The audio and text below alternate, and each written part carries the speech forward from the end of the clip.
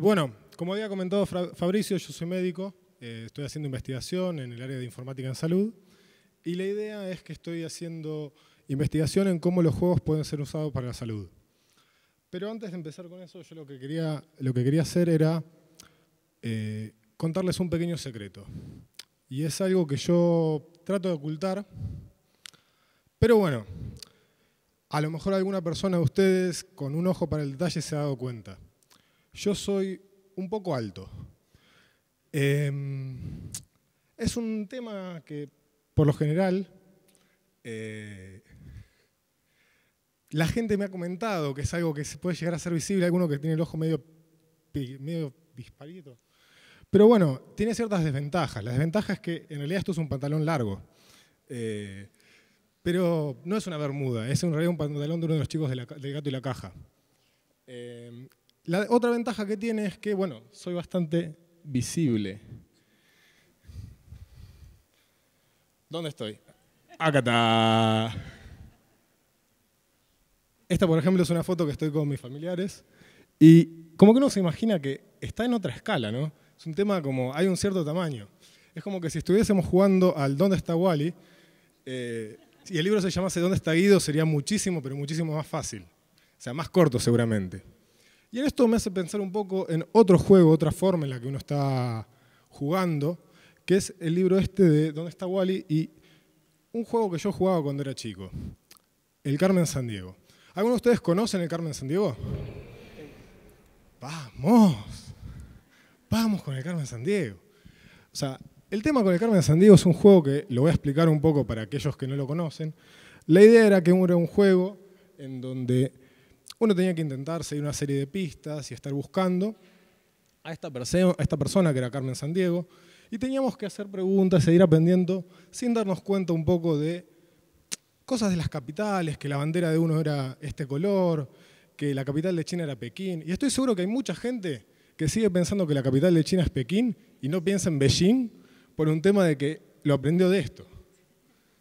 Y eso es muy interesante, porque en ese tiempo yo jugaba este juego y lo jugaba mucho tiempo, en parte porque, bueno, era 1990 y pico y no teníamos internet y era muy difícil conseguir juegos nuevos, pero también por otro lado porque había algo divertido de encontrar eso. Y siempre me quedó la idea de que esto a lo mejor puede ser algo que le pueda pasar a otras personas. Y por ejemplo, me pasó que cuando estaba en la secundaria encontré una persona que tenía mucha idea de esto. ¿Saben qué es eso? ¿Alguien tiene idea qué es eso? Seguramente están pensando por allá, una flecha. Es lo más fácil, ¿verdad? Es una flecha. Sin embargo, no, eso es un virote. Un virote se diferencia de una flecha en que es muchísimo más corto porque la trayectoria y unas características aerodinámicas son distintas para ser lanzados por la ballesta. Y estas son todas cosas no que yo las investigué y que de repente me acuerdo ahora, sino que son cosas que me decía este chico que conocí en la secundaria, que no tenía idea de primera junta, no sabía en qué color era el caballo blanco de San Martín, no tenía idea de nada de eso, pero se sabía todas estas cosas de armas medievales porque le gustaban los juegos de rol. Y le gustaba meterse en ese mundo y investigar todo eso. Ahora, esto, bueno, también es otro segmento medio así, medio friki, medio distinto. Pero esto, por ejemplo, es un mapa de un juego que es el Counter-Strike, que era un juego que la gente jugaba muchísimo allá por el año 2000 y que todavía sigue jugando la gente, que eso es loquísimo, y que se dedicaban horas y horas para pensar, no, bueno, acá esta es la parte más larga, esto es más corto, pero acá está en el exterior y está oscuro. Y estaban haciendo planeamientos de cómo podemos hacer nosotros para ser más óptimos en el juego. ¿Cuándo pasa eso en algún otro escenario? Y bueno, no sé, si nosotros nos ponemos a pensar en, bueno, ¿qué diferencia tiene esto con lo que es estudiar o con lo que es cuidarse? Y de repente yo pongo en Google estudiar, hay 60 millones de imágenes de este tipo. Capaz se puedo encontrar uno o dos que son de un dibujito de un tipo sonriente y viendo así como que está con el libro, pero eso es un dibujo. En cambio yo pongo jugar y encuentro algo como esto. O algo como esto. Y claramente estas son imágenes de publicidades. ¿Y qué es lo que estamos viendo? Y que son, básicamente, están establecidas a propósito de esta forma. Pero nosotros podemos notar que la forma en que están imitando es un nivel de atención que nosotros no vemos en otros lados. No estamos viendo ese nivel de concentración en nadie que esté en una clase. O sea, la clase tiene que ser pero muy divertida para que el tipo esté prestando esta atención. El juego World of Warcraft es uno de los juegos que aproximadamente cuenta con 10 millones de usuarios. Y si yo les muestro, por ejemplo, este número, es muy probable que ustedes piensen que esto es la cantidad de dinero que genera este juego. Y en realidad no, este juego genera esta cantidad de plata al día. Así que no es un tema de dinero. Esto es en realidad la cantidad de horas hombre convertido en años que la gente juega este juego. O sea, la cantidad de usuarios que juegan este juego y la cantidad de tiempo que dedican semanalmente al juego, multiplicados dan ese número. Ahora, bueno, uno de los problemas que tiene el tema de los juegos es que siempre tenemos esta idea de que los juegos son algo que juegan los chicos, que es para nenes, que seguramente es cosa de hombres. ¿Y el tema cuál es?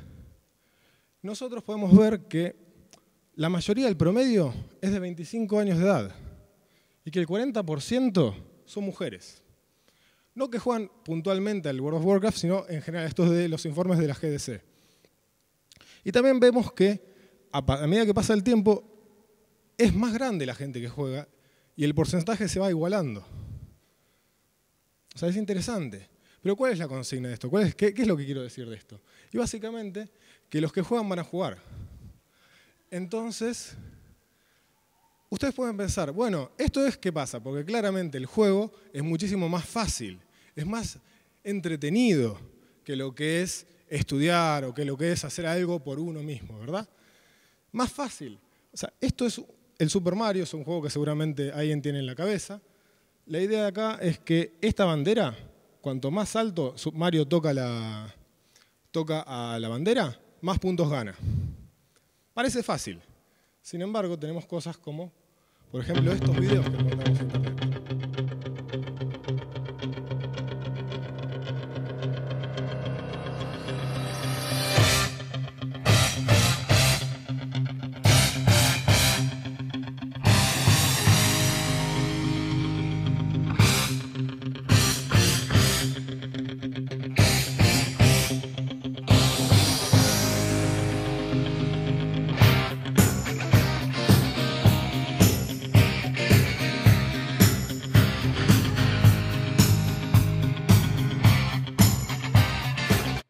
Bien, o sea, notaron eso. Una cosa que me parece interesante de ese video es que yo en este momento estaba mirándolos a ustedes mientras ustedes veían el video y había más de uno que estaba moviendo la cabeza intentando que Mario llegue.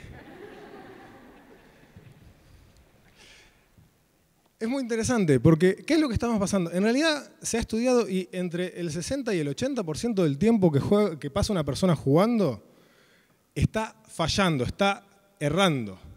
Sin embargo, eso es un incentivo para que vuelva a jugar, para que vuelva a intentarlo. Eso no suele pasar en otros lugares. Por lo general, el fracaso es algo que nos frustra y nos deja abandonar. En los juegos pasa muy distinto. El filósofo Bernard Switz dice esta frase, que es: jugar es el intento voluntario de superar obstáculos innecesarios. Es una frase muy linda, porque ¿qué es lo que nos está diciendo? Nos está diciendo, bueno, vamos a verlo con un caso que conocemos todos. El tatetí. Tatetí, bueno, a ver, es una cosa que estamos haciendo voluntariamente. Porque cuando nosotros nos pide nuestro sobrinito, nuestro hermanito, lo que sea, que juguemos y no tenemos ganas. Como que no es tan divertido. Sin embargo, cuando lo jugábamos en la primaria o en la secundaria sí era divertido. Porque queríamos hacer eso en vez de prestarle atención a lo que estaba diciendo el docente. Y bueno, además tenemos una serie de reglas innecesarias. Porque si mi objetivo es armar 3 en hilo, ¿por qué tengo que esperar que le toque a la otra persona? ¿O por qué tengo que ponerlas en estos casilleros? Esos son obstáculos que me impiden a mí lo que sería la forma más fácil de lograr mi objetivo. Y el objetivo es claro, el objetivo son 3 en hilo. Entonces, si yo de repente empiezo a jugar y pasa esto, perdí. Es claro qué es lo que está pasando. Entonces, bueno, vamos a intentar hacer una especie de comparación entre lo que sería, qué es lo que pasa cuando estamos estudiando y qué es lo que pasa cuando estamos jugando. Y bueno, claramente habíamos dicho, los juegos son voluntarios. No podemos obligar a la gente a jugar. Las reglas son claras, como en el caso del tatetí. Son 3, es un turno y un turno. El feedback es instantáneo, es decir, tenemos una devolución instantánea de las cosas que nosotros hacemos. Me equivoqué, Mario se cayó. Ya sé ahora cómo tengo que hacer ahora para que Mario no se caiga. Y finalmente la condición de victoria es clara. Tengo que conseguir 3, hice, gané, no lo hice, perdí. En cambio en la escuela, o en lo que son las medidas de salud, es lo que nos dice el médico, y nada más que eso, o es la cursada, la materia, o lo que sería el programa que tenemos que hacer, y nada más que eso. Las reglas, y bueno, están definidas, ¿o no? Porque bueno, si vos estudias mucho, seguramente te va a ir bien, salvo que el examen esté mal hecho y te vaya mal. O si vos agarrás y te cuidás y haces la dieta y estás cuidándote todos los días, no te va a pasar nada, salvo que bueno, tengas una predisposición genética y te toca. Entonces no está muy claro ese tema. El feedback es muy retardado o es inexistente. Yo estudio hoy para el examen que me entregan la respuesta dentro de 2 semanas. ¿Cómo hago yo para crear la asociación entre mi acción y lo que hice y el resultado? Y finalmente, ¿cuál es la condición de victoria de estudiar? Bueno, sí, claramente podemos decir que esa condición es estamos logrando incorporarnos en la fuerza laboral o estamos homogeneizando los conocimientos entre toda una población. Bueno, sí, y ¿alguno de ustedes se sentía así cuando estaba haciendo la cursada? Claramente no, o sea, no es claro, o sea, ¿de qué me importa eso a mí?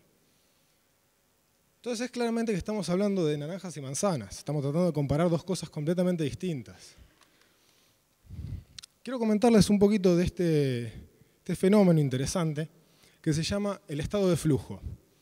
El estado de flujo es un concepto que se le ocurrió a un investigador en los años 70 que estaba intentando investigar qué era lo que pasaba cuando la gente hacía cosas que le gustaban y sentían que desaparecía todo el mundo salvo eso.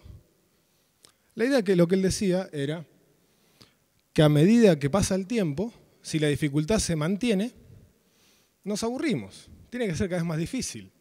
Pero no tiene que ser tan difícil que sea frustrante. Y tampoco tan fácil que lo pasemos dormidos. Esa línea que nosotros tenemos en el medio, en el punto entre que estamos muy difícil y muy fácil, es el momento donde estamos al 99% de nuestra capacidad.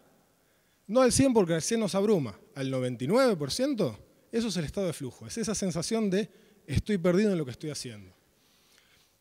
Habrán notado que capaz yo usé, para referirme a este autor, el nombre de un investigador en los años 70 y no estamos hablando de nada y nunca me lo mencioné. El problema con el nombre de este autor es como que yo siento que me faltan algunas letras o me sobran para poder pronunciar ese apellido.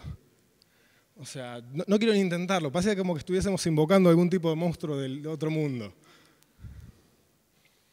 Pero es muy interesante ese concepto. Ryan y Deci en el 2001 plantearon una teoría que intentaba explicar cuál es la motivación para las cosas que nosotros hacemos. Ellos plantean que esta teoría de autodeterminación se basa en estos 4 conceptos: relatedness, autonomy, mastery y purpose. ¿Eso qué significa? Significa que a nosotros nos gusta ser sociales, nos gusta conectarnos con otra gente. Cosas que nos permitan estar conectados, como esta charla, como este evento, son cosas que nos gustan.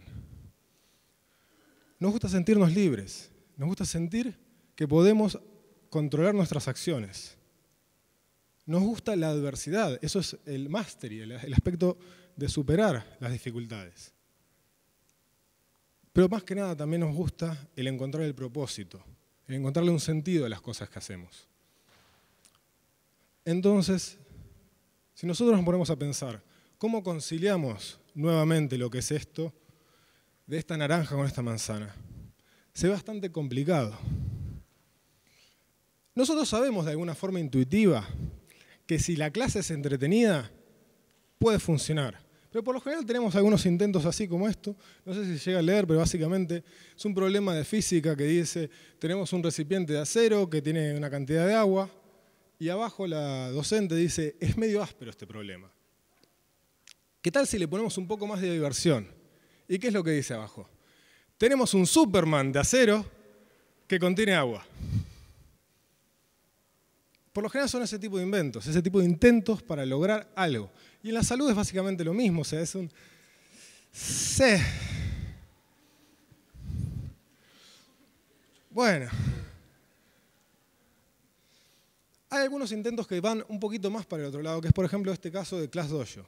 ClassDojo es una solución informática en donde se gestiona a sus alumnos y uno puede darle premios, puntos, y básicamente está encargándose de este problema del feedback, de la devolución instantánea al alumno de qué es lo que está haciendo. Algo también pasa así en el Preguntados. En el Preguntados podría ser una herramienta didáctica, pero no termina de serlo porque en realidad cuando uno termina de jugar, te pregunta si fue divertido o si fue aburrida la pregunta, no te pregunta si de verdad estaba correcta o no. Pero es un camino que podría seguirse. Ya en un lado un poquito más serio, de juego serio, más juego propiamente dicho, tenemos este tipo de programas como el Counting Kingdom. Este es un juego en donde la persona tiene que mover las fichitas para generar la cuenta matemática que destruye las casitas. Pero eso es en matemática. En matemática, como justamente es un tema difícil, es un tema complicado para que los chicos entiendan, es bastante común este tipo de ejemplos. ¿Qué tal en un tema más complicado? Algo como, por ejemplo, la química inorgánica o la química orgánica. Algo como eso, un poquito más complicado, ¿no? Sin embargo, la gente que hizo este juego, el Socobond, lo que hicieron fue que cuando uno va moviendo los distintos átomos y logra los enlaces covalentes apropiados, nos explica que esto es agua, que esto es importante por tal motivo, nos explica que esto es metanol, que hace todas las cosas. Y es muy interesante eso. En el aspecto de la medicina, nosotros también tenemos que, en educación en medicina, se hacen estos casos clínicos que tenemos, bueno, este paciente tiene esto, y es un multiple choice, pero está metido ahora como aspecto de juego. Y para que nosotros hagamos ejercicio, salen estos programitas como el Fitbit, el Fuelband, la Nike Plus y todas esas cosas que hacen un tracking a lo que nosotros hacemos y nos dan un feedback. A lo mejor nosotros queremos algo más con una historia, alguna narración que nos ponga, bueno, que sea más entretenido. Y tenemos algo como el Zombies Run. Que este es un programa que cuando nosotros corremos o hacemos ejercicio y estamos andando en bicicleta, con los auriculares vamos escuchando sonidos de zombies que nos acercan para incentivarnos. Está bueno, está bueno. No ha hecho que haya que corra más, pero por lo menos es más divertido.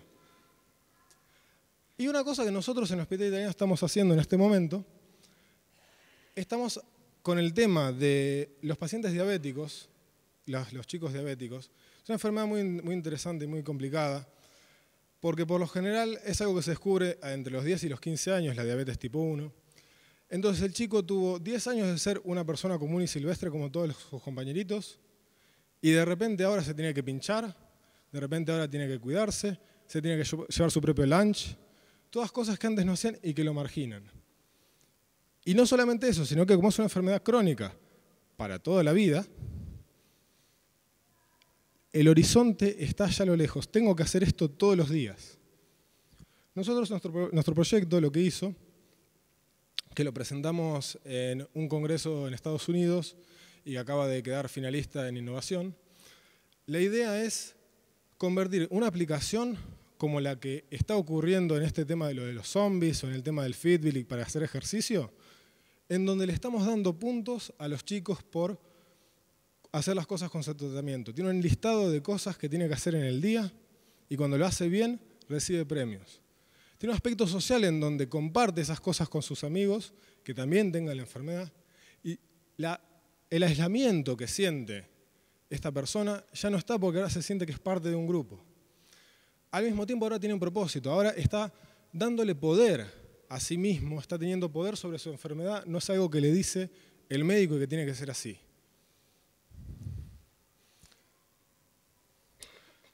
Hace poco, tuve la oportunidad de ir justamente, como dijo Fabricio, a dar unas clases a Cambridge, en este lugar que es Nubu Studio.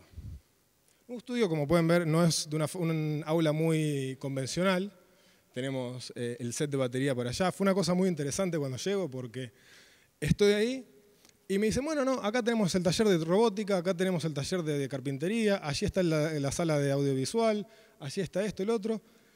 Y si necesitas algo, tenemos las impresoras 3D que las imprimimos cualquier cosita. Como bueno, nunca había usado una impresora 3D antes, le dije, no, lo que vamos a hacer es algo más casero, vamos a hacer una cosa más artesanal. Y lo que planteé es, vamos a intentar hacer que estos chicos, que son chicos de secundario, aprendan sobre salud y sobre medicina a través del juego. Lo que propuse fue que íbamos a diseñar un juego, los chicos no sabían que era un taller de medicina, íbamos a hacer un juego, era un taller de diseño de juego, pero el tema tenía que ser la medicina.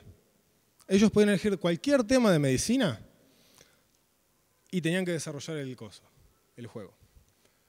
Por ejemplo, uno de los chicos, que era fanático de Dr. House, decidió hacer una especie de simulador de casos clínicos, en donde el chico agarró y empezó a investigar sobre las distintas patologías comunes, cuáles eran los signos, cuáles eran los síntomas, cómo se diagnosticaba, y armó todo lo que sería el documento de diseño para dárselo a otra persona que lo haga. Los proyectos no se terminaban haciendo, no era que teníamos un ingeniero de software que los hacía, pero todo ese pensamiento, toda esa planeación fue cosa que fue parte del grupo de chicos que quisieron hacer este proyecto.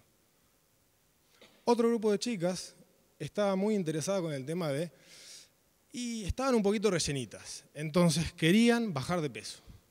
Para bajar de peso lo que dijeron, vamos a hacer una carrera de mente en donde cada casillero te plantea la opción de que tenés que comer un alimento.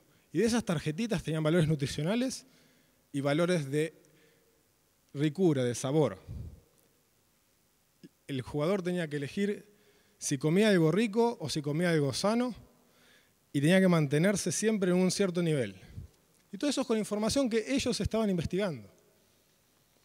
Entonces yo lo que quiero es terminar un poco la charla con la opción de que ustedes se conviertan también en personas que pueden aplicar este tipo de cambios, porque claramente no todos podemos agarrar y decir tenemos todo el recurso que tiene Cambridge, o podemos agarrar y decidir vamos a hacer algo con este programa o vamos a desarrollar una infraestructura enorme. Entonces lo que quiero recordar es la importancia del poder de elección. Si nosotros a los alumnos les podemos plantear algo donde ellos tengan el poder de elegir, si nosotros les dijimos, te vamos a evaluar sobre la primera junta, pero vos podés elegir si vas a hacer una producción audiovisual al respecto, si vas a hacer un trabajo, una narrativa, una obra de ficción o lo que sea, ya estamos dándole al alumno una forma distinta. Ya el alumno tiene la sensación de que controla el resultado. Por supuesto, esto requiere muchísimo más esfuerzo que simplemente decir escribirme 20 páginas de tal cosa. También tenemos que pensar el tema del error como oportunidad. O sea, cada vez que yo fallo en un examen, se siente un fracaso. Tenemos que tener la habilidad de cambiar eso. No puede ser que nuestro fracaso sea simplemente eso, un fracaso y no una oportunidad de aprender. Esto es porque justamente Batman en una de las películas le preguntaba ¿por qué nos caemos, Bruce? Y es para aprender a levantarnos. Y finalmente el tema de la sensación del progreso. Nosotros tenemos que sentir, cuando nosotros estamos haciendo las cosas, que estamos avanzando. Que siempre lo que estamos haciendo es algo que va hacia un objetivo y que tenemos la sensación de que se ha logrado algo. Porque lo que yo básicamente quiero decir con esto es que de nosotros depende que podemos cambiar uy, no, tengo que estudiar dale, aprendamos un ratito más. Gracias.